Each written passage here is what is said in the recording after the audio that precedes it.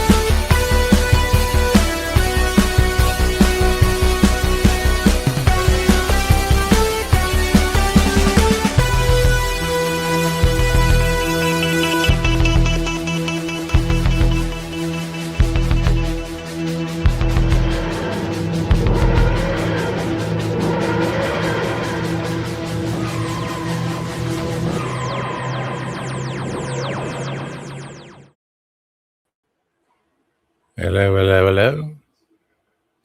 It's your boy, Tasty Cake. And welcome to another episode of The Legend of the Travelling TARDIS. Is I, your host, the Reverend Agyeman. Stop being silly. What's going on here? Yes.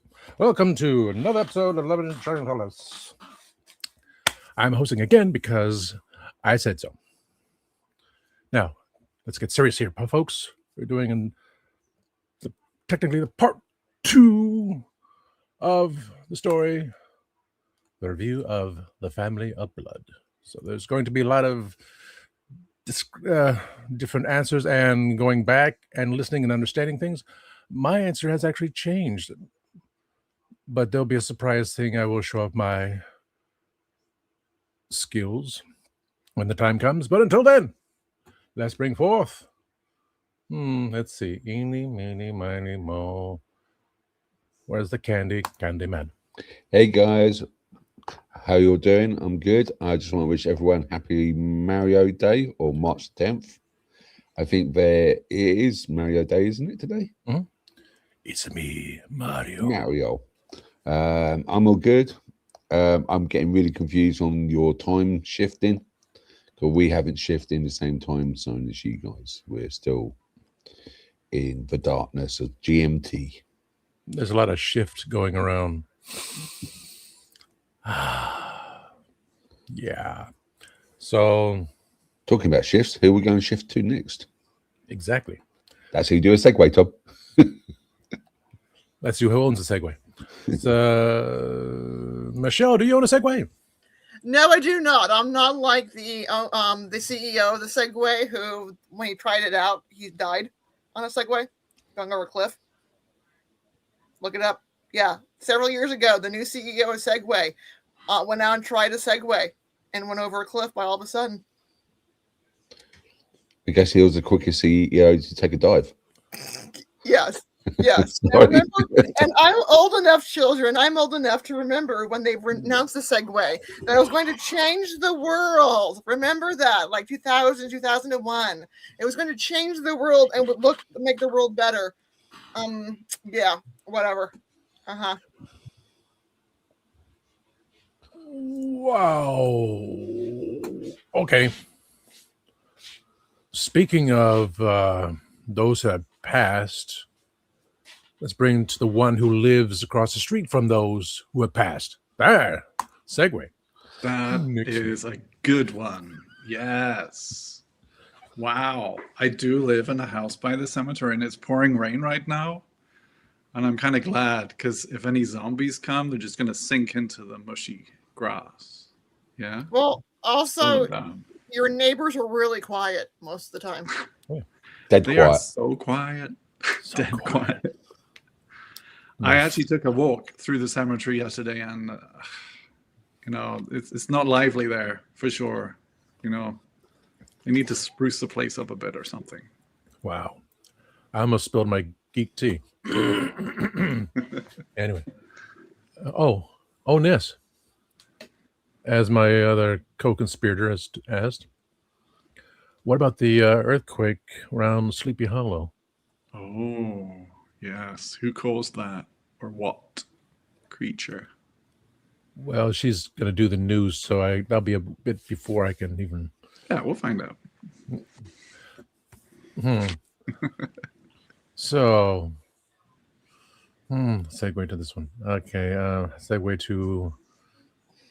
So, Sean, what do you know about Sleepy Hollow? I really like the legend of Sleepy Hollow. I think actually we discussed Sleepy Hollow in the last episode we did. We were talking about like spooky places in the United States. Mm-hmm. And apparently there's those abroad as well, because there's a cemetery with some zombies with some very wet socks who are not going to be very happy when they try to leave the cemetery. But I did want to, on a completely unrelated note, I wanted to also wish our audience a very happy Mario Day. I watched the Nintendo Direct today about the Super Mario Galaxy movie. And chat, if you are here and you are listening, please let me know, how many more Mario movies do you think we're going to get in the theater before we get a proper Doctor Who movie in the theater? Let me know your answers in the chat, please. And hello, everyone. I'm excited for this episode. The answer is we will never get a proper Doctor Who movie in the theaters. Solve that one for you.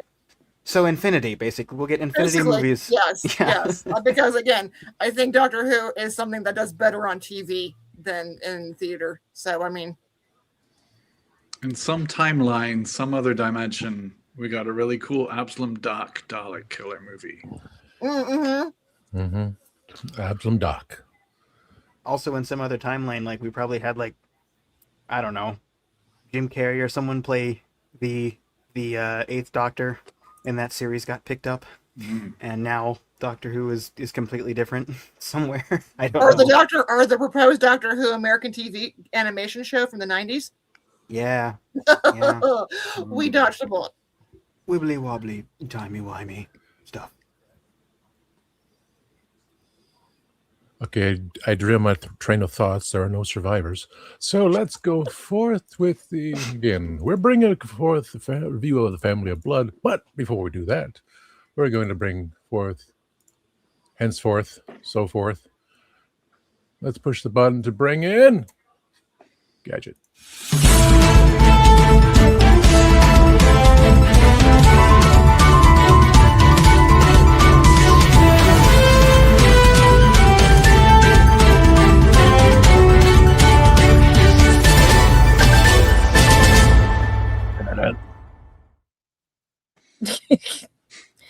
Bear with me, guys. Like I said, I'm recovering from that cold last time and everything. But I was asking to make sure Nick was okay, because they said it did affect from Yonkers all the way up, the Sleepy Hollow earthquake. It was what, 2.7? Because I barely missed it. I'm on the border and everything. But you didn't feel it or anything, right? I slept all the way through it. Yeah. I just learned that snails can sleep for up to 3 years. Oh, wow. A long hibernation. I can't sleep that long, but I can sleep through an earthquake. Me too. Okay. I'm a California girl. I can sleep through earthquakes. Yes. I actually slept through the Northridge earthquake in 1994. Wow, that was a big one. Yeah, and I was in San Diego, and everyone, my whole family woke up. I slept through it. Yeah. I had a minor one when I was up there. I was in San Jose. It's like, what was that? Okay, back to sleep. We have them all the time. Half the time they're not even named, to be honest. It'd be like, oh, earthquake, whatever. Okay, come on.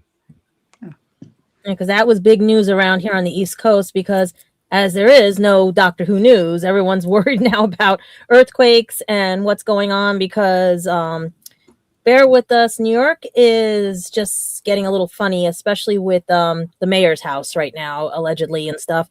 So we're going to leave that at that, because I know everybody's desperate for Wilderness Year stuff and everything. This is why they have a lot of free time on their hands to do all this crazy stuff and everything.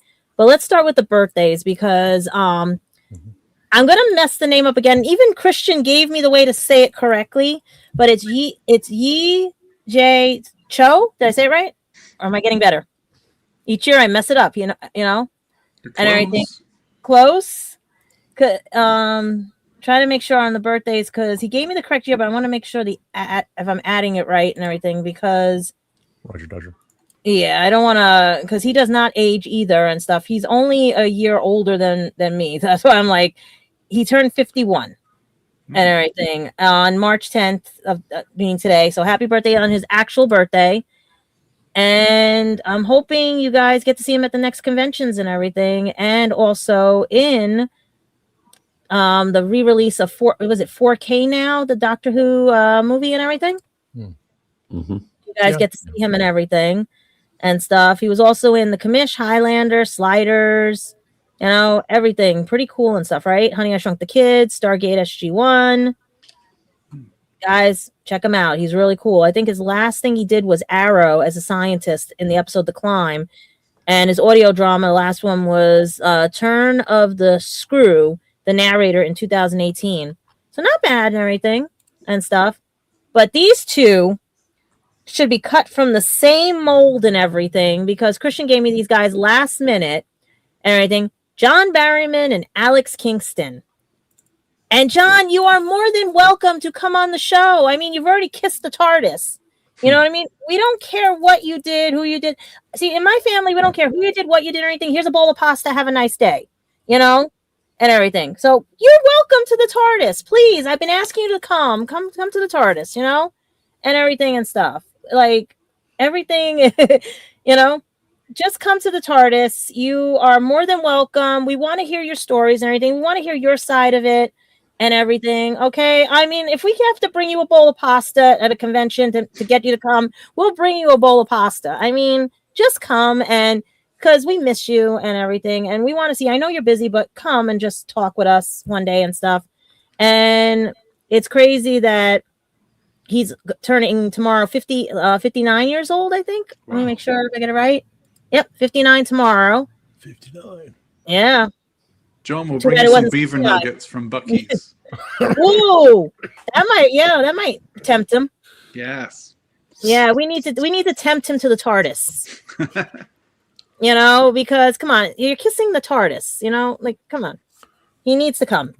We need to hear his funny stories and everything, especially in the wilderness years. You know, and he could set everybody straight. Especially, I want to hear the story that I heard at New York Comic Con when he had to wear the things on his feet while running through the quarry and everything, chasing after everybody in Torchwood. I mean, it was a funny story, and I want him to tell it, you know, and everything. And he had all the crew cracking up. But this next one has everyone always cracking up, wondering where she's gonna pop up next in every crack that she finds and everything. But Alex Kingston, formerly the Doctor's wife and everything, also on ER, she turned 63 tomorrow. Wow. No. Okay, no. And everything. And I'm hoping she turns up like a bad penny on all the convention trails, because we need to see her as well. She's more than welcome here too. She's got to get her butt here too and stuff, because no, we need to hear all these backstories. We need to hear all the funny stuff that happened and everything, because I think her journey through television was her in disguise as River Song. She popped up everywhere. Every show, she was popping up everywhere. You know, so was it like a tie-in to things or what? Because I would consider her that's what she did while she wasn't with the Doctor. She was popping up in other people's stories, you know, and everything. But speaking of stories, I was privy to some information about a lost footage that has been found in a documentary and everything for original classic Who and stuff. It was first announced on one of the podcasters, the Nerd Den, and then now, if you go to YouTube, I'm trying to get the right for film and television. I'm just trying to get the right one right now, and everything before it pops up and you guys hear it and everything. The company it's an exclusive Sue Madlin interview with Films is Fabulous on YouTube. Look them up and everything. And she talks about her journey through the BBC archives and everything as a librarian, as everything, and how they discovered that this collector who had passed away had an episode that wasn't kept on the shelves. It seems that things used to disappear on the shelves and everything. So lost but found episodes are returning, because collectors are now either giving up their collections or passing away and their collections are being found.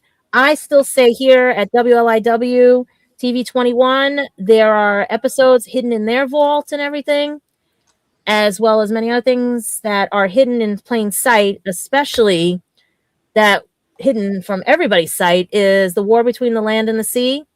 Is a good example why I do my due diligence on news and everything, because one of the other news outlets had posted saying there was a different ending from the show and everything. Turned out it was rehashed from a article done in February by Radio Times.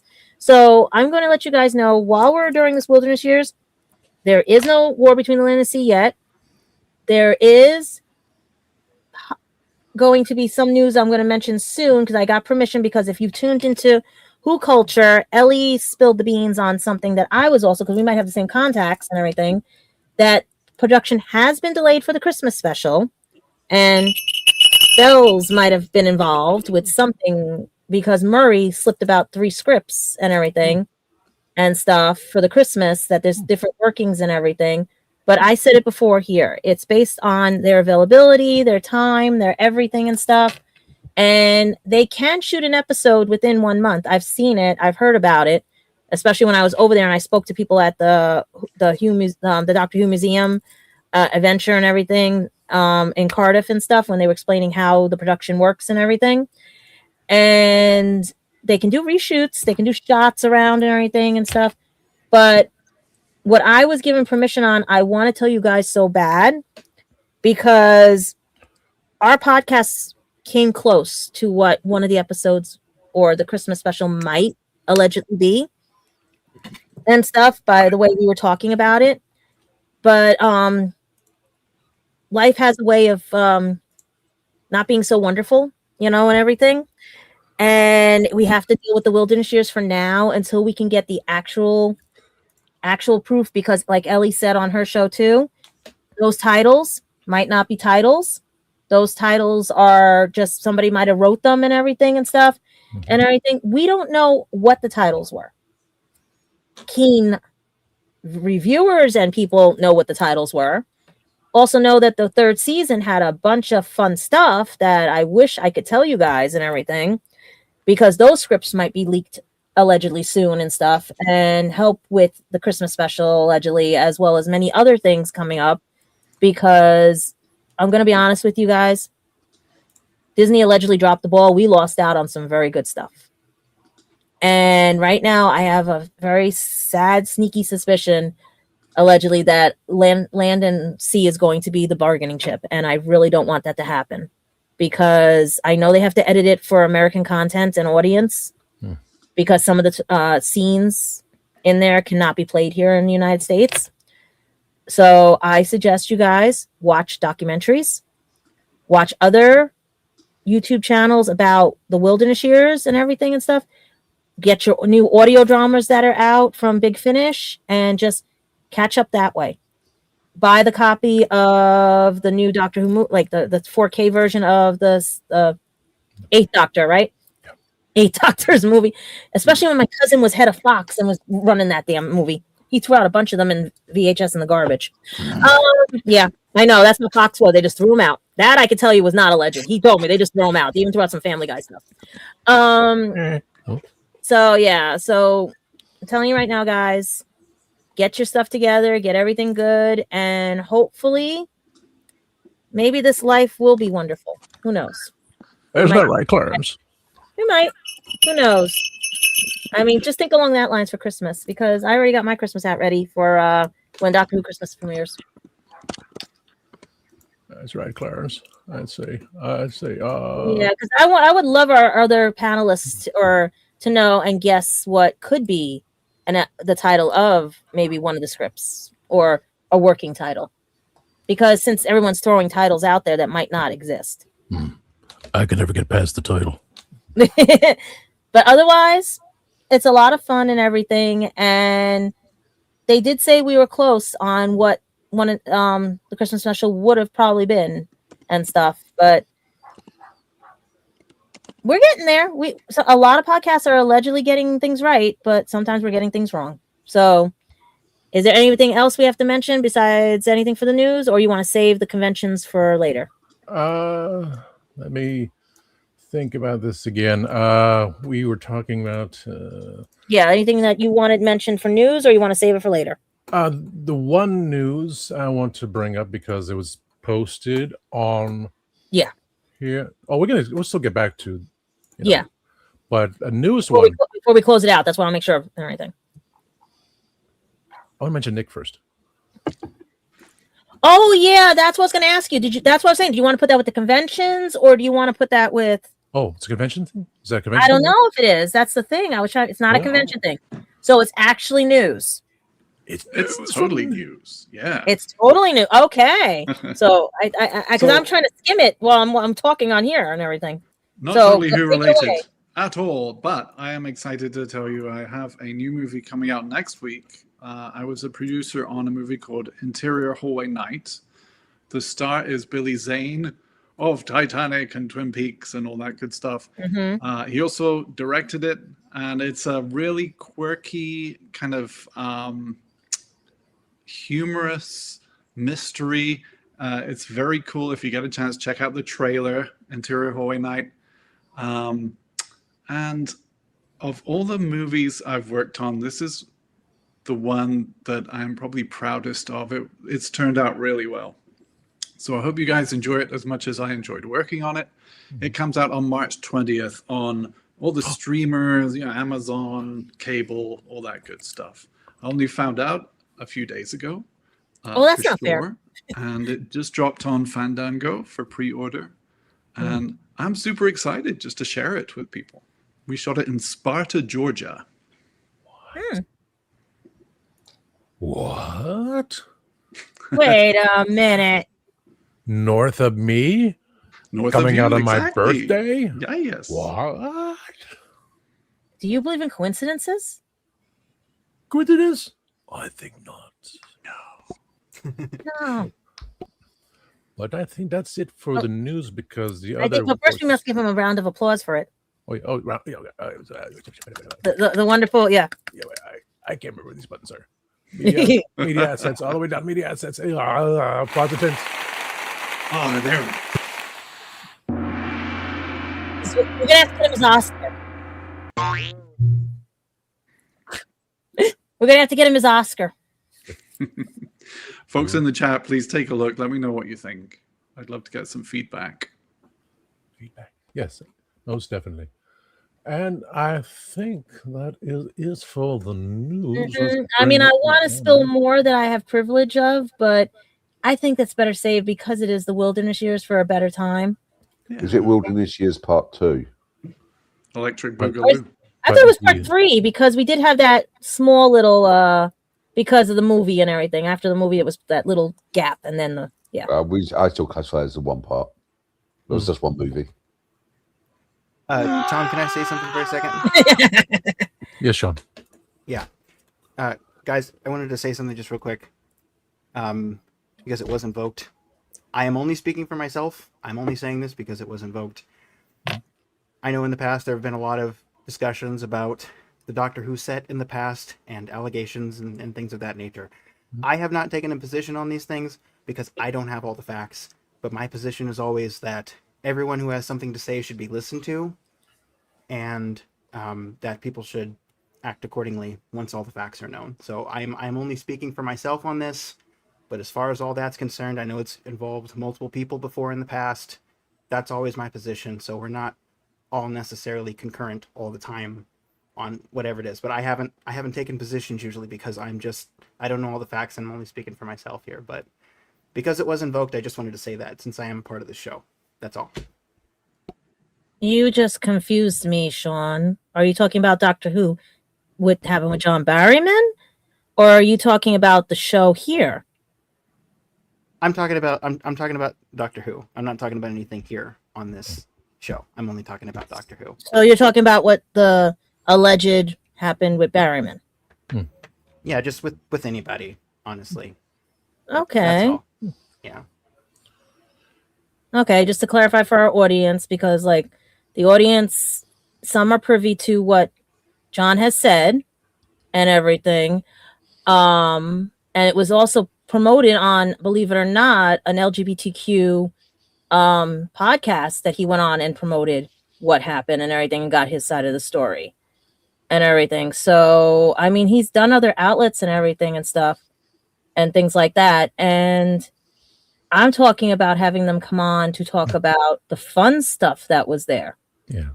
And everything. He can talk about what happened because there's always two sides to a coin.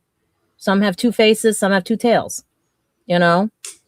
But I want to make sure that you're understanding. We were just talking about him and all the actors coming on since we have the Wilderness Years, just to talk about what set was like, the fun stuff. Yeah, You don't want I got what you were saying. I got you. Okay.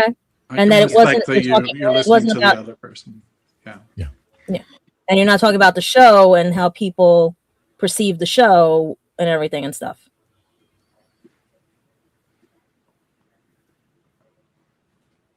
I was just. No, I just just making wanted sure to make a because I'm comment on that. dyslexic with a learning I wasn't trying to disability derail that the needs conversation. to.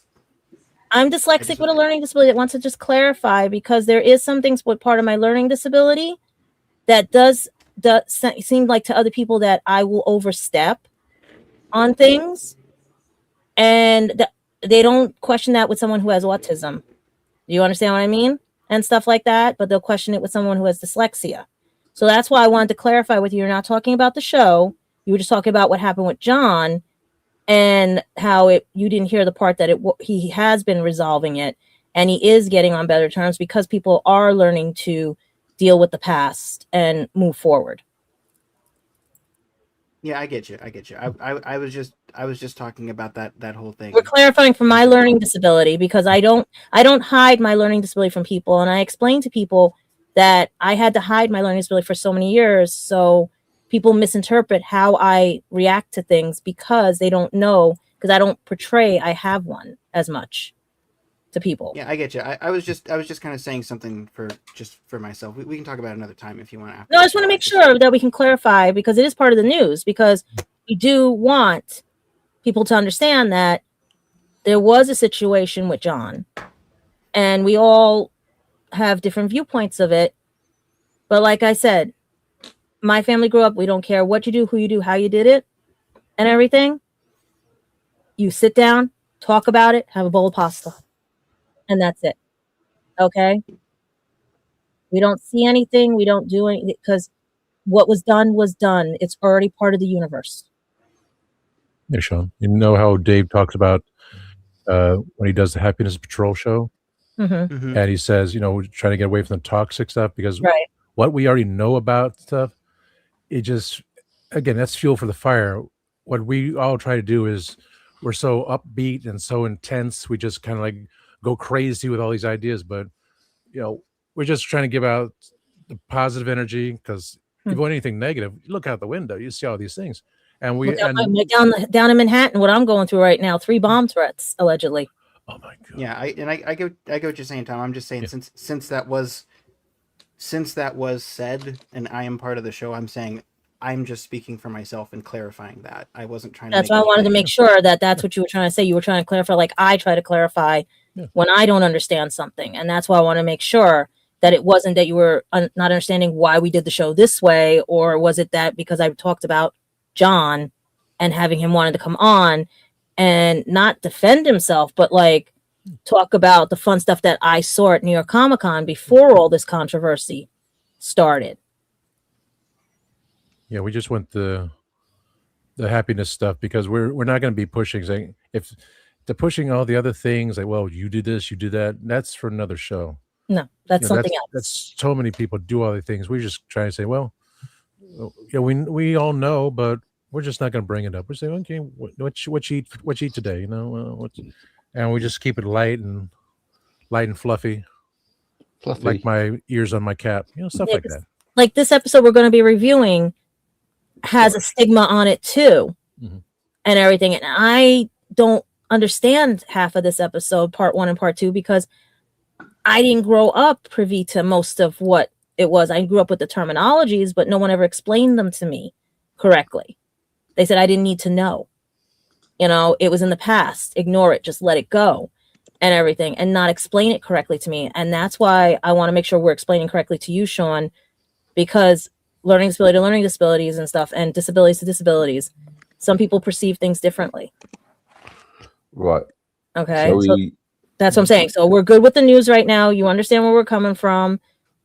And hopefully, like I said, the door is open to all the Doctor Who stars, past and present.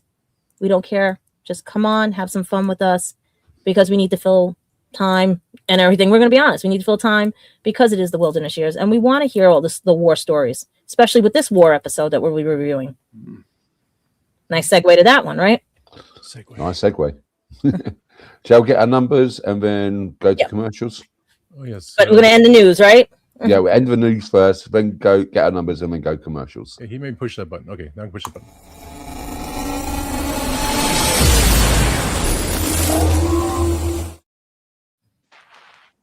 Okay, so where do I put it? Right. My monologue. So, Gadget. Gadget, what's your number? Well, I had to rewatch part 1 with part 2, and then I found something else that I had said, can I have permission to listen to? Because I didn't want it to interfere my thing because of everything, because I think I found his clone. Or I don't know which way to go, which way to point. Wait, which way to point? This one. Wait, which one? This one. No, this one. Okay. So after watching it with this episode and everything, I'm still going to stay within the 7s and 8s and everything, because, like I said, it's the first time I've seen it. I know why it wasn't aired on Disney XD and Sci-Fi. I know why now, and everything, especially like I said about American content and everything. American content, and for a British content, nice segue. 9.5. No numbers after 0.5. Just a simple 9.5 for me. 9.5. Oh, 9.5. I think you said 0.5. So was that low? Okay. Yeah, I thought that too. That's harsh. No, yeah, 9.5. And Nick is British, and he could understand you. So let's go back to an American accent. Sean, your American accent, please. 8.75. I wanted to do it really American. 8.75. Don't you mean 8675309? 8675309. I got it. Yes. 8.6. Get your number off the wall. I messed it up. Okay. Well. Now we can type without looking. Tell my bell. What's your number, please? Oh, she's on mute. Sorry about that. My dog was barking, so I will go a 9. 9. So she says no again. Okay. All the time. That's how I got fired. Do I have the lowest then? No. Maybe, well, you're in the middle, because I'm gonna wait for Nick. Nick is the next. Let's see. Sorry, Nick. This is so good. I'm going to give it a big, fat, shiny, hairy 10. Ooh. Oh, wow. 10. I'd like to know how you made that. I'm trying to figure it out, and I only made a 7.8. How did you get a 10 out of that? Well, all shall be revealed. All shall be revealed after the commercials. Which with this commercial, okay, so everyone stay tuned, all that good stuff. But You gotta find a good one. Find these buttons that he keeps pushing here. So I don't remember the things here. I'm gonna push the button. I didn't listen to that voice. Are you tired of toxic fandoms? Do you wish we could go back to being happy? So do we. We created the Happiness Patrol to get away from all of the toxicity in fandoms, in life. And so we decided we wanted to do a show, but something that makes us happy. And in the first season, that something is Star Wars. So join myself, Cameron, Scott, Jessica, and Melanie on Happiness Patrol at youtube.com/@happinesspatrolshow.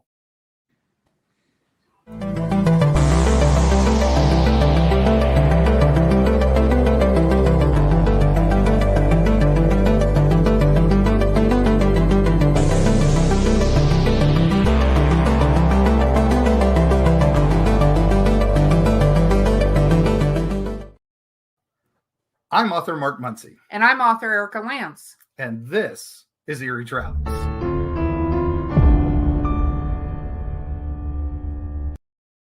Greetings, travelers. Join us as we travel through folklore, myths, monsters, legends, and dark history. Now, we'll be your guide to the spooky side of reality as we discuss cryptids, paranormal, and all things preternatural. Sometimes we find the truth is way scarier than fiction. We're on twice a week on your favorite podcast platforms, including iTunes, Spotify, Amazon, and YouTube.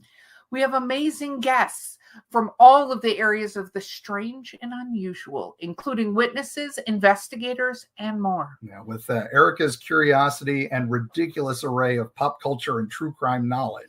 And Mark's decades of experience diving into folklore and the legends with the truth that's behind them. Yeah, so join us, travelers, as we take you to the edge of reality, and we'll see you on the other side.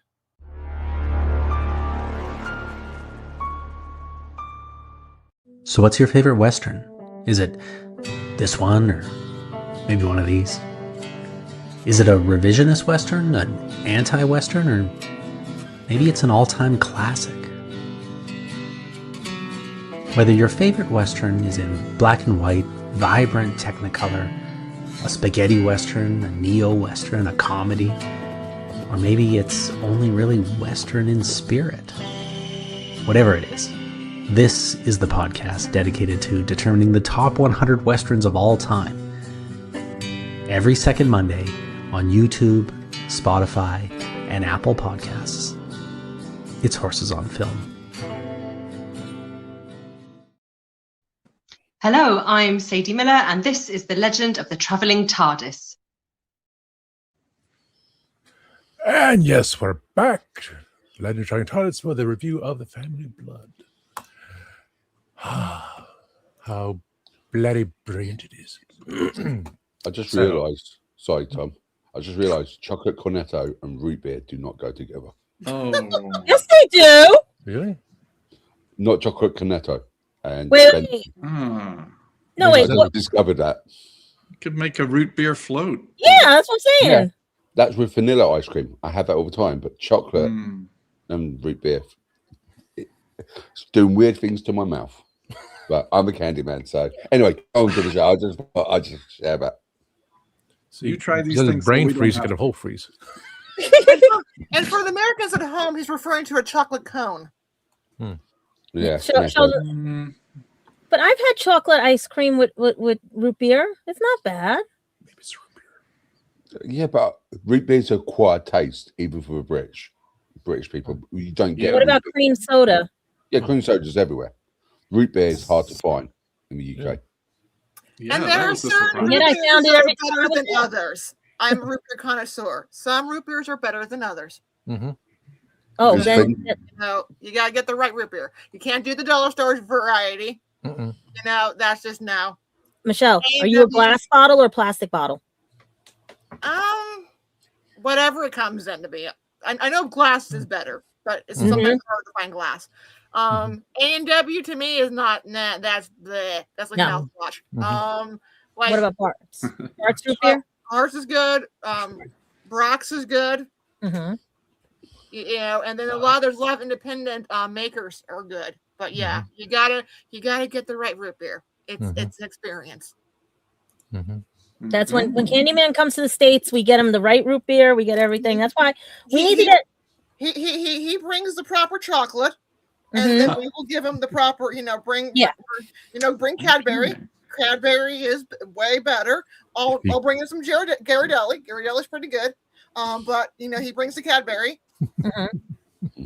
That's the deal. Yep. Next time I come over, I will bring Cadbury. Hershey's, no. Well, conventions, you hear this? We bring us over for panels and things. Hello, Well, and even stuff. the family of the guy who created Reese's is going after that. Hershey's is using substandard quality, and they're mad that. And they're you do See know the two different packaging places. Well, wow.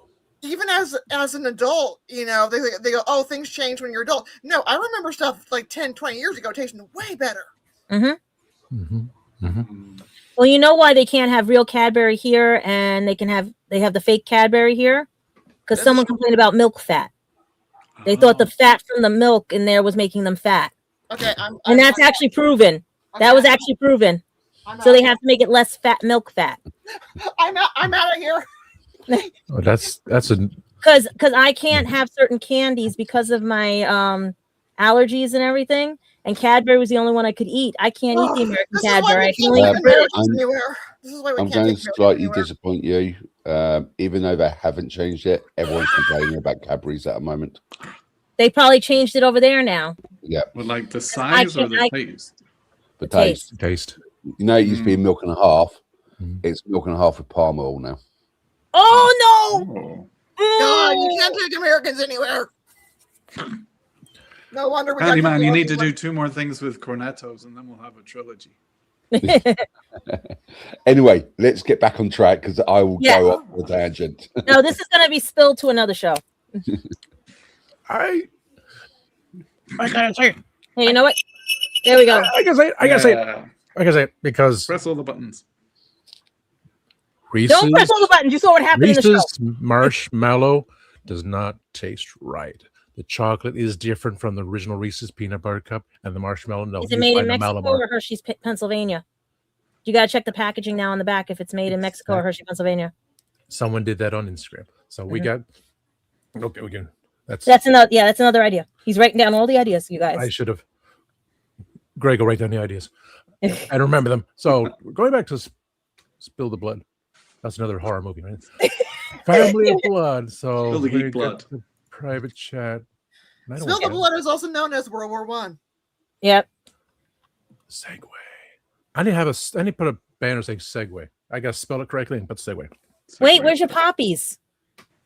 Oh. You have the poppy. Okay. I don't have. I have an American one. I don't have the British one. Yeah, mine got lost in the mail. I went to order one.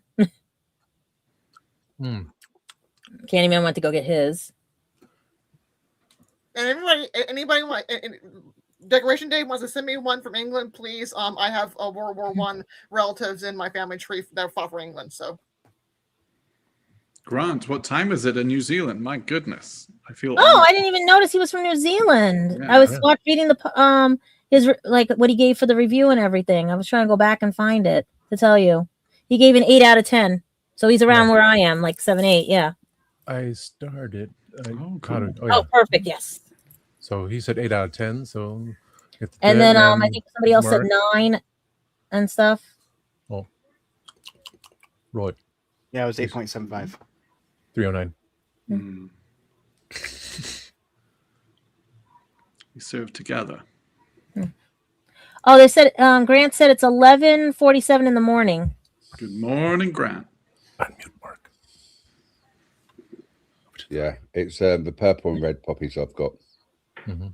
Yeah, we need that for this episode. It's a spoiler ahead, but it's what we need. Spoilers. Okay, let's see. Private. No, it wasn't private chat. It was people. Not people. It was notes. Okay, so everyone there. That's math. My cohort. Okay. Yeah. I'm sorry I picked the lowest, but like I said. What was yours again, Gadget? It was 7, 8 around there because I put 7.8. This was never aired on Disney XD or Sci-Fi Channel because back when the early 2000s, those were the only really places you could find Doctor Who, and Disney XD was the brand new channel for like the preteens, the teenagers, and everything and stuff. And they would edit so badly all of Tennant's whatever and stuff and everything. And Sci-Fi would make up for it and everything, but with the commercials. So it was like, I didn't know you didn't have to put commercials through Doctor Who until I went to England. They said there's no commercials through it. And I was like, what? And stuff. So watching this now I had to rewatch the first ones to understand because someone did slip a episode backwards and everything and stuff. The reason I gave it 7, 8 was because one, we're arguing with ourselves basically in there. He's arguing with himself. It's the duality of personality. It's like what persona, this persona, that persona, and everything, just to hide from someone that was going to die out. But the problem was, I don't think they were going to die out per se, because I think he was trying to avoid them from taking human form, because now I'm thinking they'll live as long as the human lives. That's why he did what he did in the episode towards the end and everything, because they weren't going to die. They were going to be living out their lives as a human form because they took over the bodies and everything. But what got me more was the fact of, like, he was arguing with himself. Martha had to play like the mom and like the big sister and everybody. Like, she had to be the front runner and be like, take command of things and stuff. I feel bad. What was his name? Tim or something? The kid with the psychic ability. I feel bad because he was scared because of what he perceived in the watch. And that's when I talk about perception. To me, perceiving this episode, it was all over the place. And the reason I asked Tom if I could watch something else was because they actually figured out what I was getting stuck on. It's 3 stories in one and everything. And they weren't focusing on, they were focusing on here, there, and not everything, you know? They were focusing on his love story with the nurse. They were focusing on Martha trying to figure out what to do because she's now put in charge of everything. They got Tim, who can see the future and telekinetic. And then you've got, well, technically 4 stories because you've got the family of blood who could have basically found him anywhere. But why did the TARDIS bring them there? Especially when the nurse tells him at the end, if you would come to this time and everything, would these people have died? You know? And the blatant racism in it, the blatant everything, but that was the time period. And most people, you can't, it's hard to explain to people who don't want to review history if history keeps changing or disappearing, because people don't want to perceive it, don't want to, they'll put their fingers in their ears, because what I'm seeing is how the nurse even said to Martha, you of your complexion or heritage, I should say, how are you to be a doctor? You know, women can be doctors, but how have you to be a doctor? Because she was still thinking women's suffragette, everything and stuff like that and everything at that time, but not thinking the heritage. Because to me, the human race is basically what this is talking about and everything, because he's Gallifreyan race and everything and stuff. And it's like, what is your identity? What is your true identity? But if you have to hide who you are, and it still causes problems and everything for others because somebody's trying to track you down, you know, isn't it better just to face it up front? And I would have seen this as an episode where the doctor should just face the family up front and dealt with them. But I think he put them, the little girl in the mirror and everything, I think he did all that stuff because after what the nurse said to him about the deaths and everything and stuff. And it was his way of saying, okay, I'm going to solve it my way and everything. You blame me for these people dying, even though I still love you. I still care about you. I can remember everything. I can tell what's going on and stuff and everything. And he now knows Martha loves him. He knows this and everything. It's just one of those. And where does he go from there? He plays dumb when he gets on their ship and hits all the buttons and causes a problem for them and traps them because he had to make a decision. Does he stay John Smith and run from everything and fear everything? He didn't really shoot the guns, but he did give Tim told someone to get a beating, because that's why Tim is also afraid of him and stuff, because he says he's the fire, you know, and stuff. But all I got from it was they went to a party in this episode. Martha had to step up. Tim ran. Tim led the villains away. The little girl was creepy as friggin' hell. She reminds me of Pennywise and everything with the balloon. The other guy reminds me of a psychopath, like a narcissist, basically narcissism and everything in that family of blood. But the gullibleness of the school professor and everything and stuff, because a little girl is so innocent. You never know what's hiding behind a shell. And it could be an artillery shell. It could be anything. But the only thing that made me cry was the fact of the soldiers, because I do come from a soldier family. My grandfather was in World War II. My dad's a Vietnam vet and everything. So to see them being honored was very proud and everything. But the episode, no. That was just all over the place. It was a pancake mess. It was like, you got one burnt pancake here, you got this, you got that, you got half done. Like, things were not, it was too, you know? And because I understand about racism and everything else like that, it it didn't sit well with me because I don't like the idea of that, but this is what society was, and they don't want to admit to that and everything. And that's what I thought it was like, the Doctor's dual identity. Does he want to admit to himself that he is capable of some of these things and cause these things because of his direction and perception, especially with the chameleon circuits and filters and everything, because it filtered out his perception. Where did you watch the episode, Gadget? Or did you get to see the whole thing?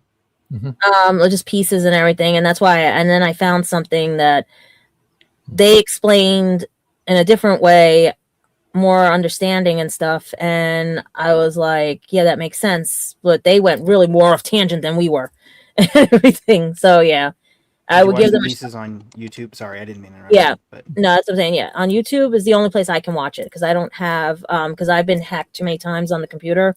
So I try to stay away from a lot of sites, especially Discord and everything, allegedly, because I tried that once and never got my old phone back after that. Trying to think the segue, but yeah, but the segue would be like I said, the only thing I could think of was that they did honor the soldiers and they were wearing their poppies. So 8, 6, 7. No, Sean gave 8 3/4. Yeah. Yes, 8 3/4. Yes. Could I have some? Can I have your quarters? I like technically quarters. Can you have some what? Can I have your quarters? Oh, like yeah, quarters. Okay, thank you. Okay, sorry. Now it's just an 8. Okay. No, I gave it an 8.75. So for this episode, I have to say right off the bat that I don't know that I can truly review this episode objectively because first and foremost, it is very nostalgic for me. So that is something that I have going in my mind. And then warring against that in my mind is also the fact that I was thinking a lot during this episode about how much the modern era of Doctor Who, by bringing back David Tennant, sort of cheapened some of the stuff in this era for me. And it's the same thing with nostalgia. I don't think we can look at episodes of Doctor Who or anything really other than the lens of what we've experienced. So on the one hand, you've got this episode pulling at a lot of nostalgia strings. I'll get to that in a second. And then you've also got me thinking about future Tennant. And the reason I even mention that is just because it really does affect the way I view the episode and the way I think of it. And this episode, more than most, makes me think about both of those things. But getting to what I like in the episode and actually talking about the damn thing. So what do I like in this episode? Well, it's really the acting and the storytelling that I think are top tier. Going through some examples first, the acting is phenomenal. There's the guy who plays I think he's the brother of mine, right? The main alien, is that who that is? The brother? Of the family son? Yes. Yeah, it is. Okay. Oh. Well, he's excellent. I mean, his facial acting, he's acting really with his whole body, but he chooses sometimes to bug out his eyes. He chooses sometimes to tense up his jaw. And you can really see that he's putting his whole performance into the bombastic, eccentric angle. And all of the members of the family of Blood are kind of doing something different. So the friend of Martha who gets taken over, she's also cranking up the eccentricity to 10, but she's sort of doing the more reserved eccentricity. So you can see it in the way that she sniffs the air and the way she has sort of a more reserved gait when she's walking. The father of mine is probably presenting as the most typical human, but there's something a little bit off that's a little bit off-putting about that. And then I think the little girl is one of the most interesting ones because she's sort of putting on this persona of the mean kid, but it's about 10 to 15% wrong in a way that's extremely unnerving. So all of them are doing something really cool that makes them come off as these amazing villains, and I just have to give them props for that. I'm going to come back to the big guns when it comes to acting in just a second, but first I want to take a little bit of a detour to talk about some of the storytelling. We've had some of this touched on already, but for one thing, the guns in this, just the way that they're sort of disintegrating people and it's making them scream and disappear as they die, that's very unsettling, and it really adds to the menace of the villains. You've got the fob watch here. I mentioned that last episode, and this episode really is the second half of the first part. It's not really like two parts. It's kind of just one episode cut in two, but they managed to put enough good stuff on both sides. We had the fob watch introduced over there in part 1, and here it really is used effectively to drive the narrative forward. And then there's probably the most memorable, well, maybe not the most memorable, but one of the most memorable parts from this episode is watching the little boys shoot the scarecrows while they play that music in the background, and sort of an analogy for how they are turning these kids into soldiers who will participate in the Great War. And you see sort of the bodies of the scarecrows, almost like the bodies that will be on the battlefield. And you can see John Smith's reaction to this, showing a little bit more of his humanity, to use sort of an ironic phrase there. So that all comes together really well. And then it culminates in what I think is a great example of the acting and the storytelling, which is the scene you get where John Smith is talking about the doctor, and you really do get the sense that you're talking about the real death of someone, like the death of a real person here.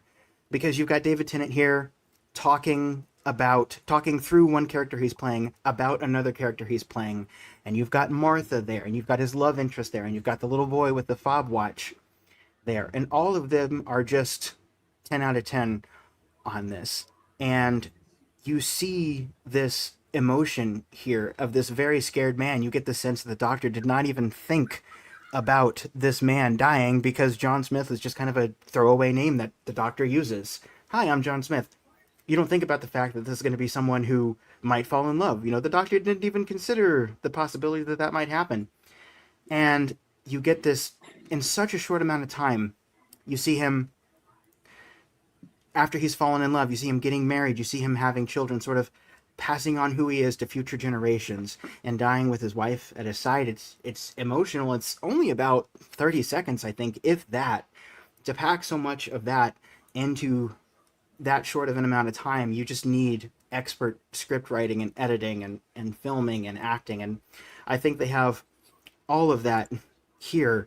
And it's even more amazing because you don't really need a lot of money to do this. The best scene in the episode, in my opinion, is just the scene where they're sitting around and talking. And yes, there are explosions and flashes in the background that I wish would have had some sort of warning on them, but it's all working through the context of the script, and it comes together so well. And that's why in the very end, when you think for a moment the first time you watch this that maybe John Smith did sell out the doctor, when he goes to confront the family of blood, you see the doctor reappear, and it is so captivating to see David Tennant back in that moment, and you are so glad to have him back. And you realize that John Smith did kind of get his goodbye there. And just the way the family of blood runs away, that's when we're back in our skin as Doctor Who fans, and the music starts, and we're seeing the Doctor best people there. The second to last scene is really great as well, between the Doctor and the love interest, when he tries to give her another shot, but she kind of stands up for herself there. And you get kind of a taste of a little bit of the end of the Doctor's era with the 10th Doctor, where it's going to come back to the have I gone too far thing, and what am I doing in the wake of all this destruction that I'm bringing with me. And the very last thing is the punishments he gives the family of blood. I have to say, thinking about them before I watch the episode, I might think, well, that's a little bit cruel and harsh.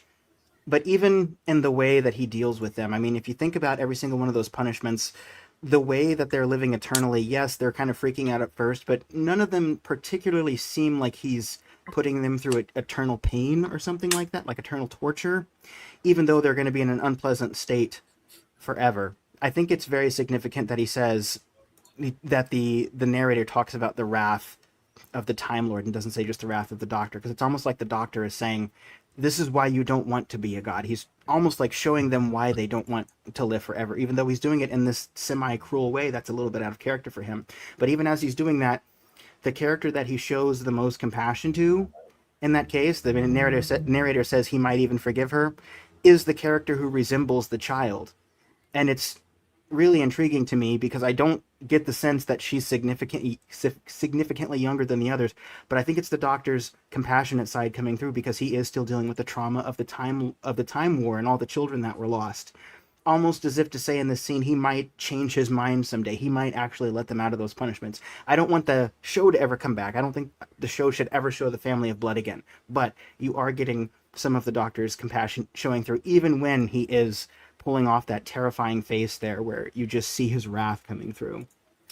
And the closing line and the pull away on the Scarecrow, it just brings it all together, and it's just absolutely fantastic, and that's why I have to give a very enthusiastic 8.75. Beautiful. Beautiful, Sean. Beautiful. Thank you. Let me get, where's the thing? What is it under this? That's not under that. How many years have I been using this thing? Again, it's under media assets. Press all the button. Yay.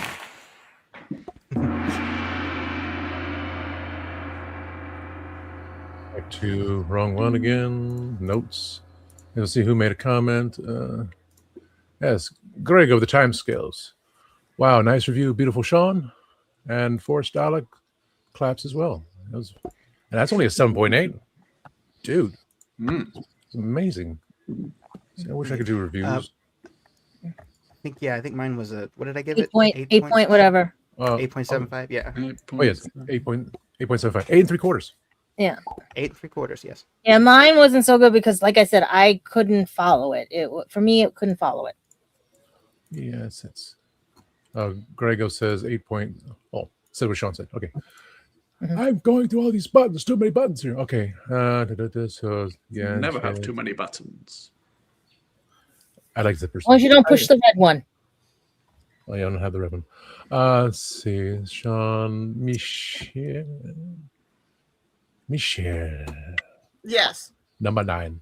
So I gave it number 9. It again will always be part of your review. Will be how you thought of the first part. I thought the first part of this episode of the 2-parters was stronger, but I'm also a sucker for the classic base Under Siege. So it has all of the classic Doctor Who elements that you like. You have some of the Gothic horror from the last episode, the mystery of the time period, and the Doctor trying to figure out himself. And this one is the classic, base Under Siege, which I enjoyed a lot. Again, you're also beginning to see the Doctor, especially this Doctor, he's very arrogant. So we're starting to see him becoming, because it starts off the Time Lord Victorious Arch, and he thinks that he can just bring the nurse who was in love with his other form, his human form, and that he could just bring her along. When as the Doctor, he feels nothing for her. He just bring her along to be his companion in the face that Martha also has feelings for him. So we're going to see a very arrogant Doctor, a Doctor that is used to getting his way. And then it goes into some of the problems that we'll have for the rest of his arch. Again, I love the ending with World War I and the tie-in. That the end did make me cry. Was the veterans at the end, and again, I do have a family history of my great grandfather was in World War I in the Navy. For Bren was drafted as a young boy when World War I started. So.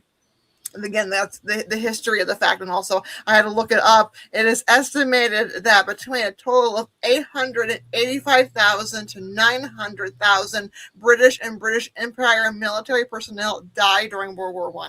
Jesus. Again, being American, we feel more for World War II because we were in that longer and we had a much more impact. America was only in World War I for a very short period of time. Now there were, significant casualties. We're nowhere near the death rate for Europe. So again, and we kind of memory hold World War I here in the United States. So I do appreciate when we see the Britishness and the remembering of the sacrifice of the First World War for Europe, and also what a senseless war that was. I love how it explained that a Serbian kills an Austrian archduke, and because of all of the treaties, a world war will start, and that's pretty much how we were explained to it in the United States. And it wasn't until I was in high school that I really understood why World War I was even fought.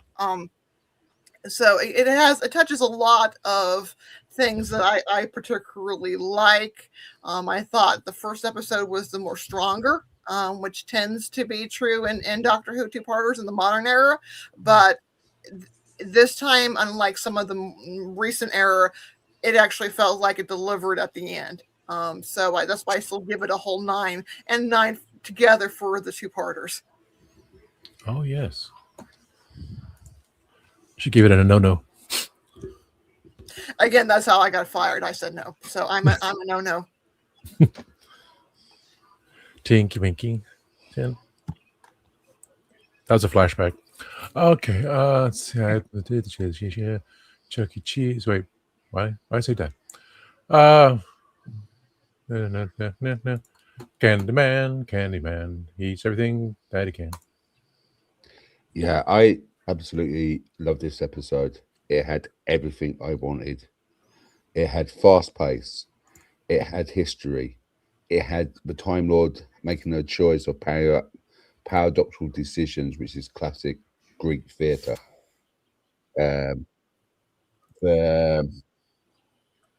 The history, the things about what's going to happen the year later in 1914.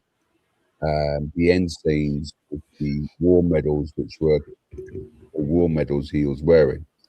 But I'm not sure if you guys noticed it. He had both Great War and World War II medals. He was right. Yeah, this scene here.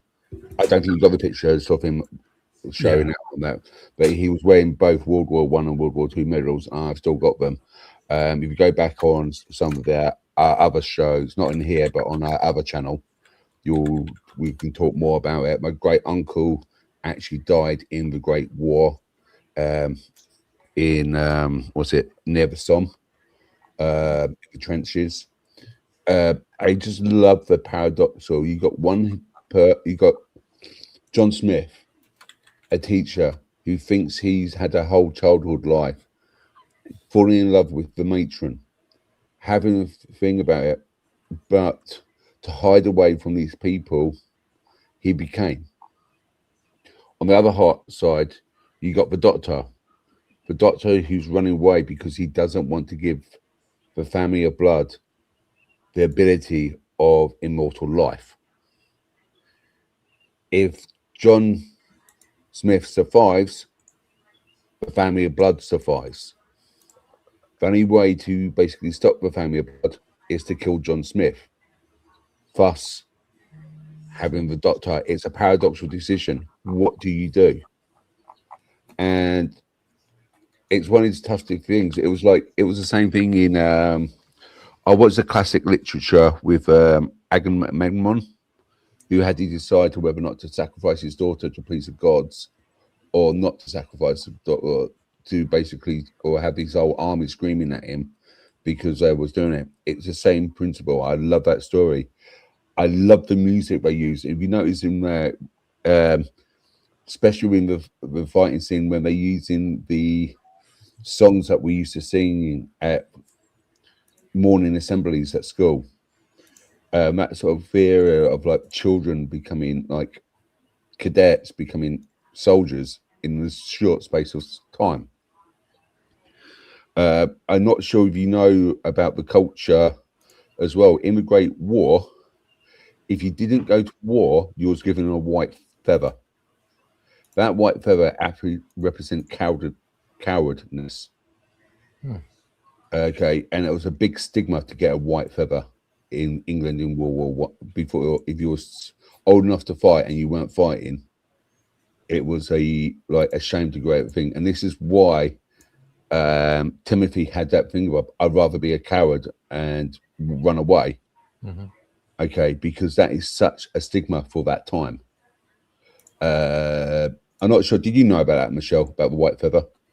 Yes, because there was a movie called The White Feather, but I didn't realize that it was in World War One. So now you're mentioning it, I understand that there was the stigma of the white feather, and also with him serving in World War One, he's young enough. I mean that because World War II is 39, and they did call back older servicemen to serve home guard during World War II, or he could be officer corps too.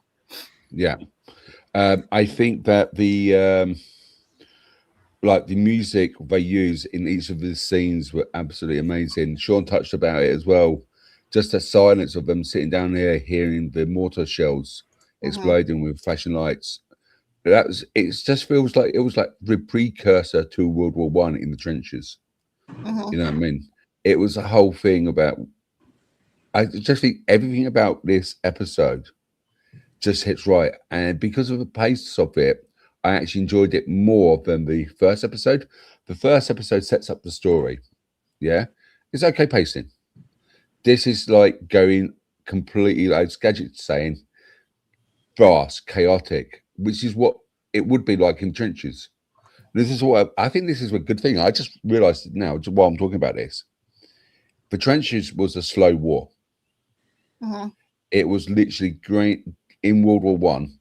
It was gaining ground every so many years, or just getting a little bit further, until they went over the top. And as soon as they went over the top, it was chaotic. Okay, and I think this episode, the two episodes, sums it up. It's a nice little peaceful village in the first episode to the pace of chaotic and think about it. The little girl was creepy as hell. I think the schoolmaster was still in the Victorian thinking, because remember, a lot of these people, of these adults, might have fought in the Crimea War, which is the Victorian era, and the Boer War too. That's where he Yeah. says South Africa. He's a Boer War veteran. Okay, Boer War, yeah. So that's going to have a different perspective compared to what you got now, because we're looking at it from our eyes, going back to that time period. What we also need to look at, point of view, when you're watching this, is looking at the adults just coming out of the Boer War, the Crimea War, coming into a new dawn with Queen Victoria, who just passed away. I know what year was Queen Victoria passed away? 1901. 1901. So you got 1901, new monarch. 14 years later, you got a different monarch. The world's changing around for gearing up for the Great War, which just suddenly happened. You had all the suffragette movement as well, with women's rights, and you still had the racism going on. It was it was one of these sort of mixed in pot time periods, which no one would knew what the outcome was if you was living in that time period. The only thing I will have to say that I have to knock down a -5. Can someone tell me how they moved the TARDIS out of a shed in front of the school with straw men? Yeah, they had rebar in them. Yeah. So some kind of supernatural alien. The TARDIS took some Ozempic. She lost a lot of weight, so they're able to move her, and then she got off of it and put her weight back on. I know that because I'm on a Semtic at the moment. So yeah, that could make sense. But yeah, that's why I took half a point on it, because that did that plot bit by it. But the music, the pacing, the paradoxical Greek storytelling, the scene that was set in, and like everyone else said, the end bit with Poppy Day. We don't call it Veterans Day over here. We call it Remembrance Sunday. Which would have been in November 11th, roughly, or the Sunday nearest to November 11th. For Poppies, even the Army cadets who was filmed with it, because I reckon they were just normal Army cadets rather than actual extra actors, look pretty good.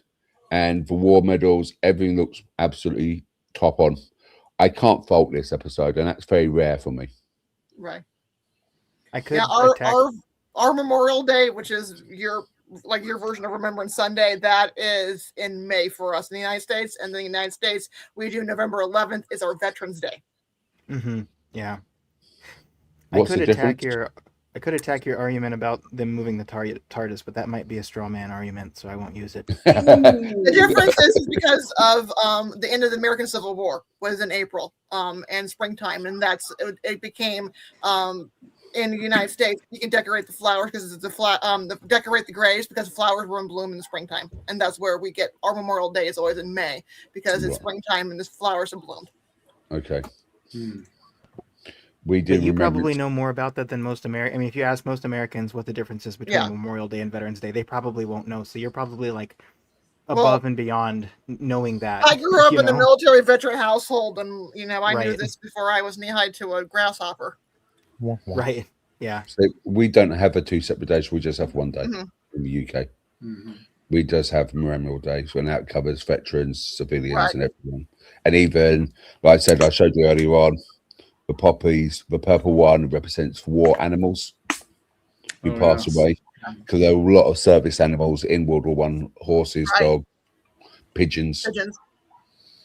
Well, for Okay. in the United States, for death rate, the American Civil War, we estimate between 600,000 to 900,000. And that's both Union and Confederate, because it is it is a Civil War die in that conflict. So it is by capita the highest death rate in American history. So that's why for us in springtime when the Civil War ends, that's why that's our version of Memorial Day. That's quite interesting. Tragic because we didn't even invoke anybody else for that. We just killed ourselves. us. Yeah. Yeah. And it starts in the South with freed slaves decorating Union graves first for those who died for their freedom. Then it gets picked up by the white women, and then there are several different places that claim to be the first Memorial Day, and they're all happening between April, May, June, July of 1865. Wow. So that's quite interesting. We don't actually celebrate or do anything for our Civil War. Well, also. Again, per capita, and also it's only 160 years ago. That's a blink of an eye in timeline for us. So, yeah. And Nick, you gave it a 10. Explain to me why you gave it 10 and you didn't pick up the TARDIS.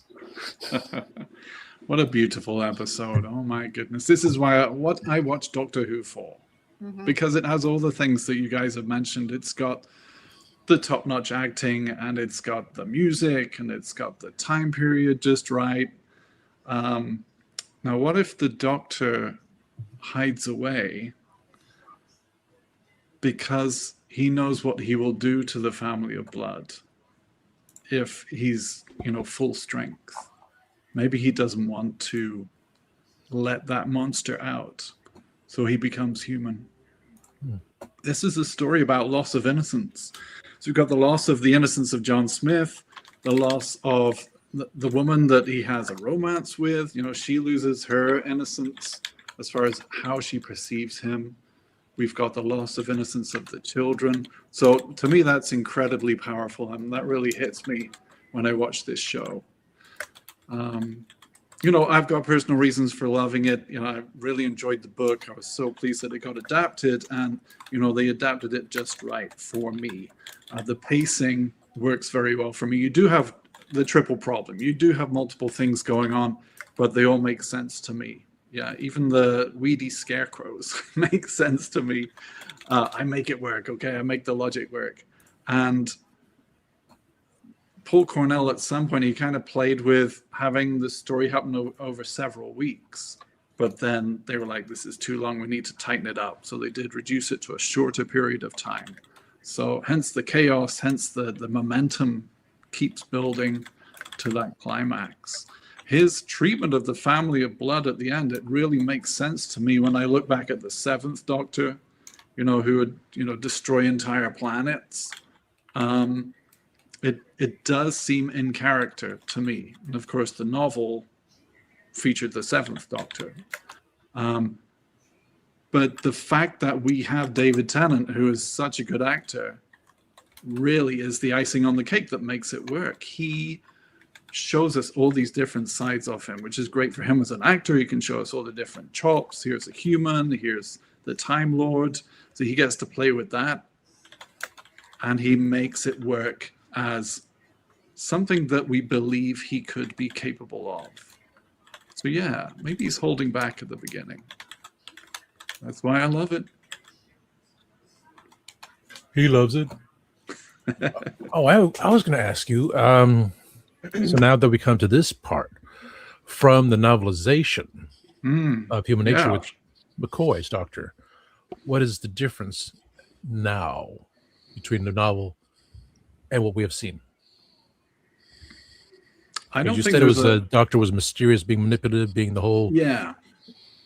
That's the big difference. It's even more in character for the Seventh Doctor to be manipulating himself. Yeah, not just the situation, not just bad guy aliens, but himself. He's tricking himself. Like he tricked Ace, like he tricked the Daleks, he's tricking himself to, completely. He totally pulls the wool over his own eyes, and I totally believe that he would do that. And so this is the same guy. The 10th Doctor is still the Doctor. So that's part of his life. It's part of his pattern, which does lead to Time Lord Victorious. And of course, we've got all the great foreshadowing as well. Foreshadowing what happens at the end of season 3. And then later, it does get a little watered down, as the fog watch returns. But, just kind of an opening salvo for so many things that are going to happen.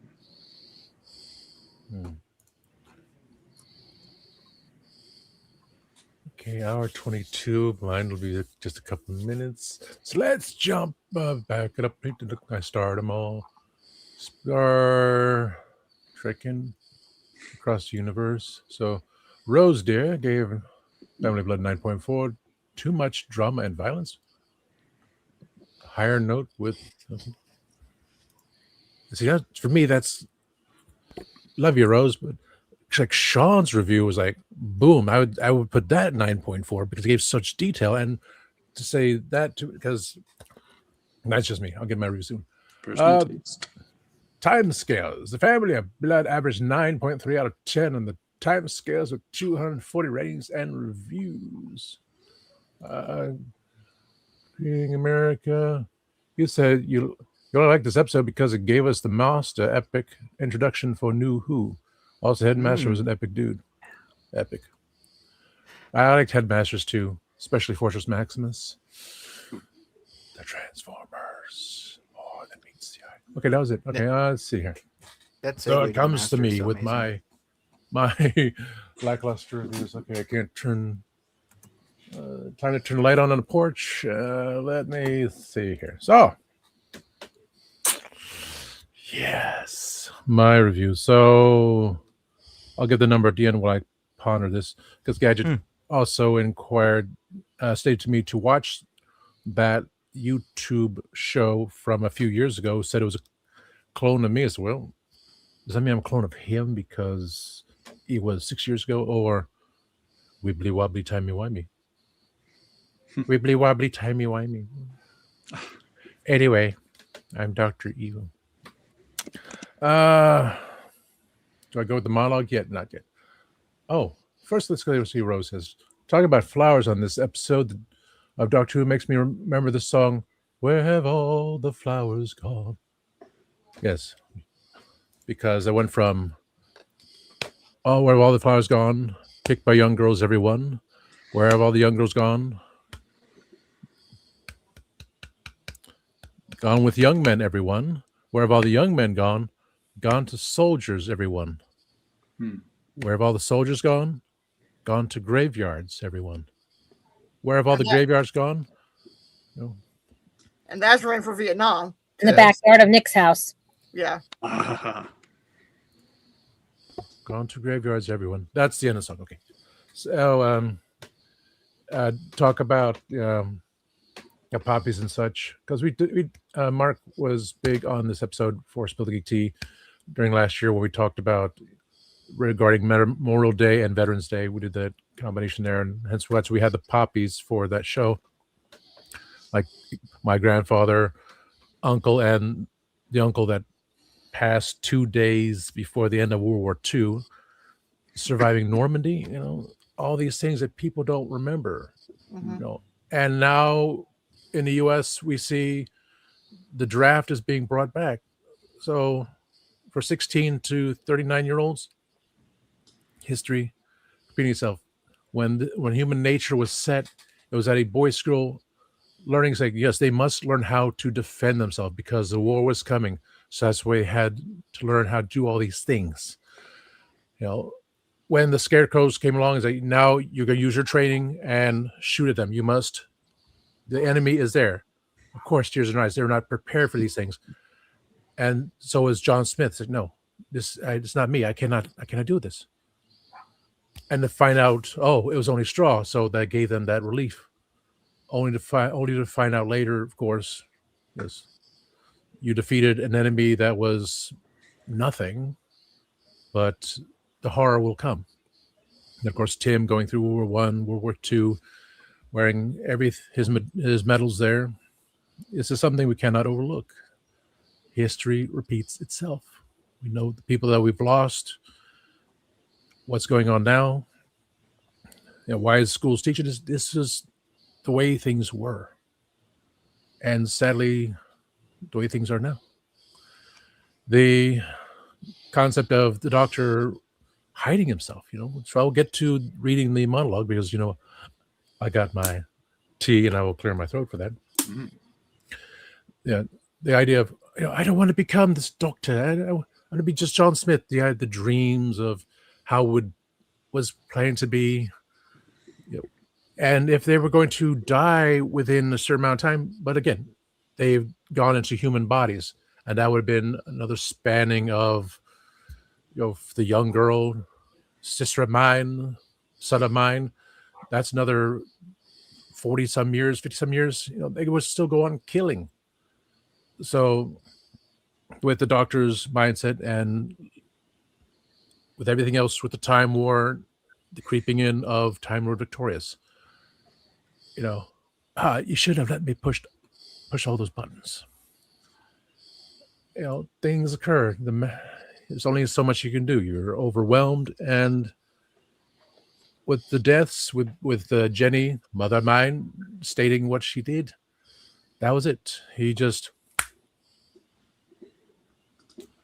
Hence, we have the fury of the Time Lord.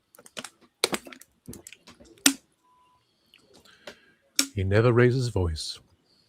That was the worst thing. The fury of the Time Lord. And then we discovered why. Why this Doctor, who had fought with gods and demons, why had he run away from us and hidden? He was being kind. He wrapped my father in unbreakable chains forged in the heart of a dwarf star. He tricked my mother into the event horizon of a collapsing galaxy to be imprisoned there forever. He still visits my sister once a year, every year. I wonder if one day he might forgive her, but there she is. Can you see? He trapped her inside a mirror, every mirror.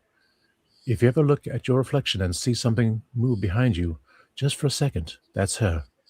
It's always her. As for me, I was suspended in time, and the Doctor put me to work standing over the fields of England as their protector. We wanted to live forever, so the Doctor made sure we did. Creepy, scary, but as this was a Seventh Doctor story, so keeping that mindset of the mysterious Doctor, the other, bringing forth into the 10th Doctor. So it's fitting because it was written with 7th Doctor and Benny, but as Nick said, it was without the scarecrows, but now we have this, the changing. So, PTSD, all these things, it's the mindset, dealing with loss, all this loss, saying, he cannot go any further. It was his decision of doing what he did instead of just putting him in a prison, letting him die that way. No, he was in pure disgust. And sadly, there is that pain inside of us. We either go low self-esteem and just fall apart that way, or the rage within us and just can't stop it. Unfortunately, this was what happened. Too much and the promise of more deaths, and no, you want to live forever? Fine. Time Lord Victorious, which we, of course, discover in Sideway. Big Finish, it goes different ways here and there, but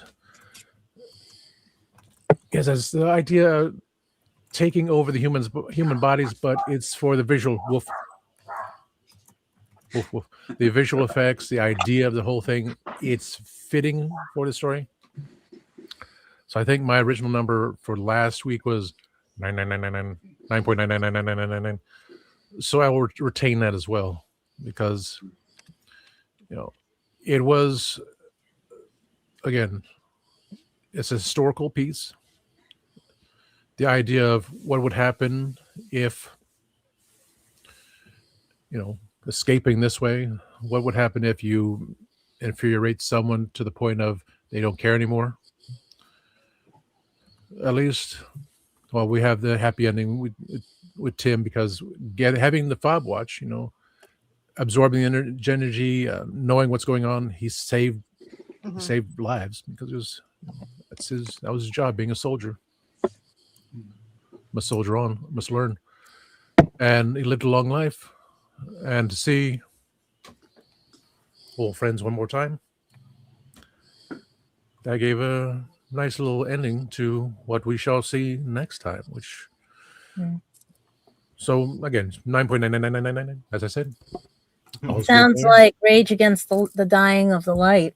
Says, don't go gentle into that good night. Old age should be burned and raved at close of the day. Rage against the dying of the light. That's what it sounds like you just said. Mm-hmm. Good men we last wave by, cry how bright their frail deeds might have danced in the green bay. Rage against the dying of the light. Wow. Basically, that's you. That's what you just said. I think, like, you could have totally made us think earlier that you just memorized that final little section there. Like, you could have been like, back in the day, I memorized that. Honestly, back in the day, I can still recite I Barnabas from I can still recite I Barnabas from Dark Shadows as Jonathan Frid playing Barnabas Collins, and I shall for a future episode. Not in this channel. Sean, I still remember your Venusian lullaby. Oh yeah. Remember that so well. I actually, thank you. I actually learned to play that on guitar, and that's one of the things when I play for people at places. It's one of the things I play that people tend to ask me to play, and it's such a beautiful song, and it's such a quirky little thing to be in Doctor Who, because it's not in the show very often. But I think like John Pertwee really brought it to life. Yeah. And I think it was one of the Peladon episodes he did that in, I think. Yeah, but it's just like, and if you ever listen to Big Finish, if you hear the Eighth Doctor sing the Venusian lullaby, it's like it's so beautiful. And that one's got accompanying music with it as well. Oh, I really like that. Thanks for remembering that. Debbie Melrose on Facebook says, "Vengeance is a strong emotion." Yes, that's Roger Dodger. Yes, Billy, it was something to do with not being able to get their anthrax vaccine and something. My eyes are a bit dry. Sorry. Rose says, it just makes you think war is such a tragic waste of either young people or even older people. It's always the prisoners. The prisoners went first during war, so they can get time off their sentence and everything. Because that's what my grandfather told me when they were fighting and everything and stuff, that they went first, then it was the able body, and then whoever was left that could fight.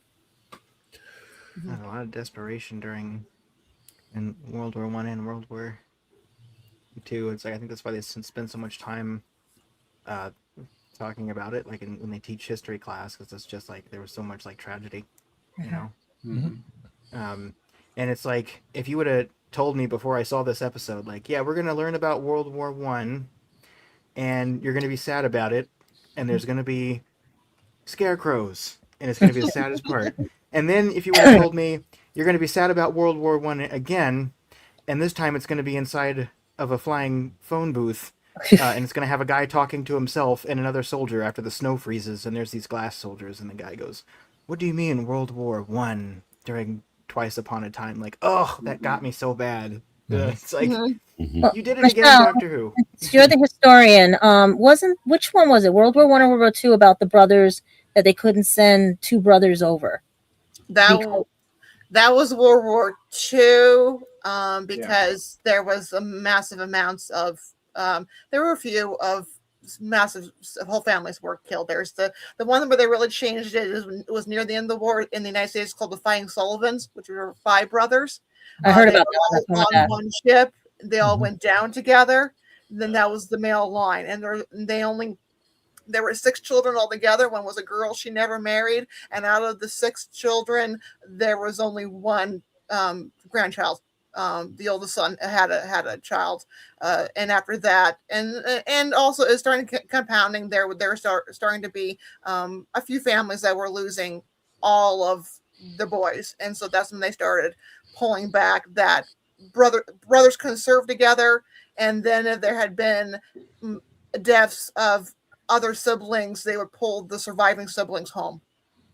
Because it was very odd, because my uncle and my dad went, and there were technically 5 of them, but 4 came over on the boat and everything. Yeah. So my dad and my uncle. The Flying Sullivans were in 45. It was in the summer of 45. So World War I we're only fighting against the Japanese, and they were sunk by a Japanese mine. And so by that time, because also there was a fear that the United States was going to have to go into Japan, and there's going to be mass casualties in Japan, they started making laws in the War Department about separating siblings. And then if there had been mass deaths, they would bring the surviving home. And that's also what the storyline for Saving Private Ryan is that when they would find out that there were only 1 or 2 more surviving brothers, they would send 1 or both home. Yeah, my grandfather was 1 of 14, and there were 7 boys, 7 girls. So all 7 boys, give or take, went over and everything, and they were put in different barracks and different, during World War II. There were a handful of mass sibling deaths, only a handful, but they made the news again. Right. I think probably World War I probably would have had more, especially in the British side. But again, there were a few well-publicized mass sibling death from World War II. Mm. And Doctor Who always makes us think so much. I think about, I mean, the show really is, a lot of it is just centered around like how war in general like has affected the Doctor's frame of mind. I mean, I think of the speech from the Zygon inversion is probably the one that people cite the most. I always think, But I always think like I don't think Russell T or Stephen Moffat are veterans, but not that I know of at least. But I always get the sense that like there's somebody, that they're either speaking with or consulting or in the writers' room who is a veteran whenever there's something like that. It's like, because I don't think you write episodes like this or put episodes like this together unless you either know someone or it's like you can kind of feel that experience coming through. I think, and in my family history in the American Civil War, I had family from Arkansas, and they fought for the Union. Even though Arkansas seceded and was a slave state and was a southern state, I had 5 men in my family tree that went. It was 4 sons and 1 father. I am descended from the 1 boy that came home. Wow! For the oldest son. And Michelle, explain the difference between the Union and the Confederate for people who don't know. Union is the national federal government. The northern states, President Lincoln. The Confederacy is the southern states, the states that seceded to keep to create a separate country so they could keep their slavery intact. So my family line, even though they're in Arkansas, which is a southern state, they fought for the Union. So there were things called Southern Unionists. Yeah. So all 5, 4 sons, 1 father, went. The oldest son, the reason why I'm sitting here, he was the only one that came home. Damn. Everyone else in the family, the boys, the men, died. And I have the pensions, and they're writing to the pension, trying to get a pension because the marriage certificate got burned because the guerrillas came through and burned the courthouse. And I'm seeing where it affected the family line for generations of trying to support and take care of a family that had 4 of their men gone. Sean, I just wanted to say your point. I'm not sure what it's like in the US, but in the UK, we get taught a lot of the history of World War II and World War One. In the UK, we don't touch much about the US Civil War, so I am learning something today because.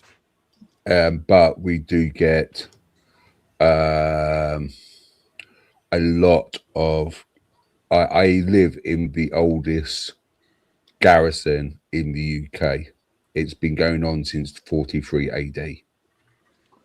Okay, that was even before America was even thought of. This is Roman garrison town, which basically moved through the times, and it's still a garrison town to this day. But mainly got the Paras here at the moment. We've had the Gurkhas here, and so I do come across a lot of military personnel. In here. I never served in the military. I was an air cadet, but cadets are pretty much like what you saw in Human Blood. They're more of like we train with weapons by the age of 14. Or we used to do that anyway. So I'm not sure you guys have cadet services and what age they start off in the US. We have oh, sorry, go ahead. In the UK, you can basically sign up for cadets, air, sea, army, or you can. And some schools do a program which you saw today, and they still do it in some schools to this day. Are combined cadet forces. One of the symbols, going back to the 7th story, the Curse of Fendrick, their emblems they were wearing were combined armed services, which was quite big. So it's one of these sort of things in the UK. It's not a proud thing like it is in America, where you basically got a lot of respect for your servicemen and women and animals. Yes. But it's one of these things that we know about it and we get taught about it and we sort of respect them, but we don't do it out loud. Does that make sense?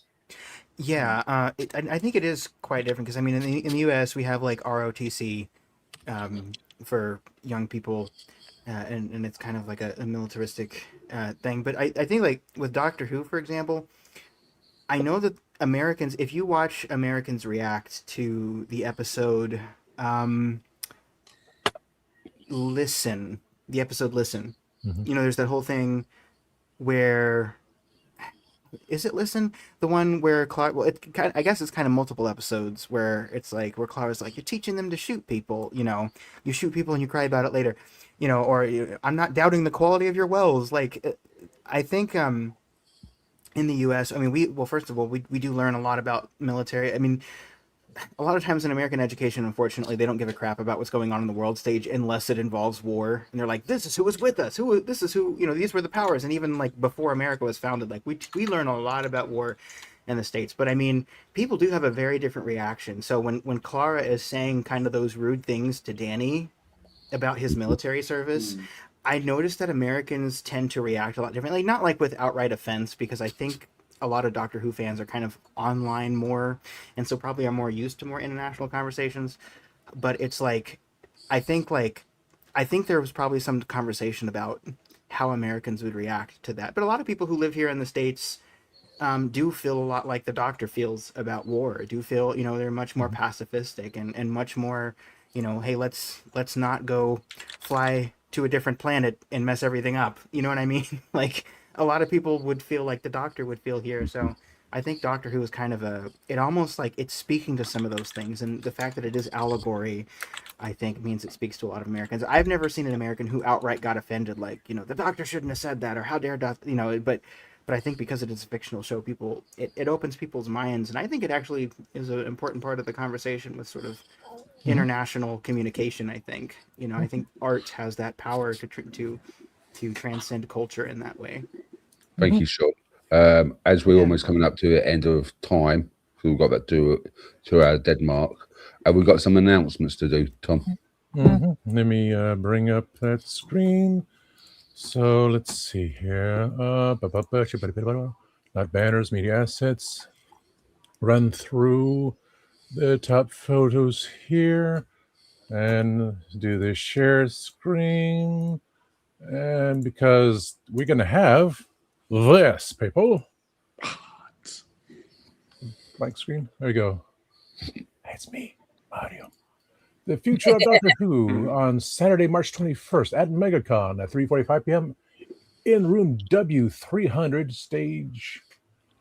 As we discuss the future Doctor Who. So we got the one panel at MegaCon, of course. Where's it? That's overlay. There it is. MegaCon, March 19th to 22nd, 2026 in the Orange County Convention Center. I'll be there on Friday, Saturday, and Sunday. So you'll be able to see me in one various form or another, talking to all these people in collaboration with Spill the Geek Tea. But we will actually be with the Dalek builders at their table. So there's the banner there. If you see me, click on my QR code. Space Coast Comic Con, June 20th to 21st, 2026. That's over by, Space Coast. In Oviedo, Florida, we have August 21st and 22nd, 2026, Epic Verse. I think that's going to be at the Oviedo Mall, which they now also have a comic book store. So giddy up there. On September 25th and 27th of this year, Ancient City Con down in St. Augustine, Florida, where all the things here and there happen. And we'll get to that last remark in the moment, that little last thing in a moment. Let me get off here. I can bring everyone to do their goodbyes and such. So, Sean, while I get the banners, where can we find you?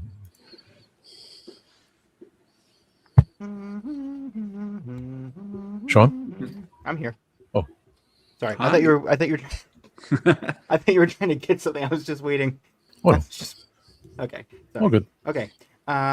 Yes, you can find me on youtube.com at Our Philosophy Is 9119. I am doing a whole lot of nothing right now, but because I've mainly been doing stuff here, but there's a lot of Doctor Who content from the past on that channel, and mainly it's talking about anything nerdy, anything philosophical, anything classic literature in a queer-friendly space. That's mainly what I do on my channel.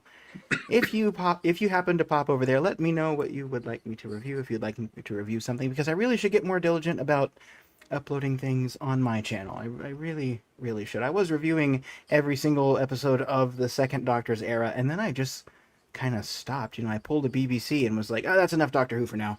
So we'll see. We'll see what's going on over there. But head on over there if that sounds good to you. Thank you very much. Yeah, continue on where you always do that. Don't be like me. Be like Nick. Like me? Yeah, the famous. Famous Nick. You forgot to say famous Nick. Famous Nick. Yeah. I want to say hi and bye to Roger, Billy, Rose, all the people in our chat. Thank you for your support. Come find me at nicksmithfilms.com or look for hashtag nicksmithfilms. You will find me. You can find my YouTube channel. Guess what that's called?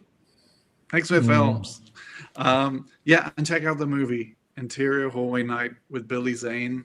I would love to know what you think of that. It's out next week. All over the place. And have a wonderful week. It's really nice chatting with you. As he will disappear before the show ends. Michelle. I am on Facebook, Michelle L. Hamilton, author. And if you're interested, my debut novel, Widow's Weeds, is available on Amazon as an ebook and as a paperback. Dear Sarah, madam, would you read my book? Yours right. We take a look. Get the man. Yeah, you can find me here at the Legend of Traveling TARDIS. You can also find me at Spill the Geek Tea, and you can also find me at my Instagram, where I put up all my cosplay and filming and do random things. And for everyone who, like Nick said, everyone who joined us today in the chats, thank you for joining us. And for those who've served, wherever you served, whether it's US, UK, Canada, or wherever you serve, just thank you for your service. Which you don't get here from a UK guy. So thank you. Boom. Everywhere, anywhere, Spill the Geek Tea, traveling TARDIS here. My own show, Gadget Vlogs, and the new one coming up, Gadget Pendragon After Dark. Lulu.com for these guys and everything. It is on Amazon too, but thanks to Nick and Michelle, especially Michelle, pointing out that there is an author's page. I'm going to start working on that on Amazon so you guys can find me better there and stuff. But I'll be at Anime NYC, praying I can get to New York Comic Con. and anything local, depending on if we ever fix the apartment here and everything. Me people, you know, same old stuffs. That one, that one, that one, pretty much so all the time. But this is a Legends starring TARDIS. Grego, my producer over at the Timescales, says great show. Let me move the banner off there because, you know, something did happen a year ago. We did lose someone that was with us. It's now been a year. Let me get to the banners. Let me get to media assets. Let's pop his picture on the top corner there. Todd, before we No, don't. Not yet. Before you do that, just got him thing about next week's episode. Yeah. Because it's not on Tuesday. Yeah. And Gadget remind me, and you remind me, and Christian remind me. I sent him the email too, yeah. Just a reminder, because, you know, now, Sunday's episode, Spill the Geek Tea, is going to be Legend of the Trying TARDIS, Spill the Geek Tea Takeover. I can't even see my own show. And I'm going to bring in those who have not appeared on Legend of TARDIS, who are co-hosts on there, to Legend of Trying TARDIS. So that's a big thing. So that's Sunday at 5 p.m. We're jumping to Monday for the Legend of Trying TARDIS. It's going to be on Monday, the 16th at 7:05 p.m. So later time on Monday. It's a collaboration with Christian and Billy of the Kitchen Killers, as they're doing a special show talking about the show that he and I are going to be in it. And Billy. MegaCon. They're going to do a MegaCon show on Monday, 7:05 p.m. Eastern that day. So keep in mind that, folks. Tuesday, there will not be an episode, not even me sneaking in and doing one. It's just too much information there. Yeah. Yeah. So this is why I have the crew, because I can't remember. And we're working on that. Yeah. Brain farts. So as you see up above, talk about Simon. Now, one thing that, because I still get time, Christian has posted a song on the YouTube Shorts using the Living Years by Mike and Mechanics.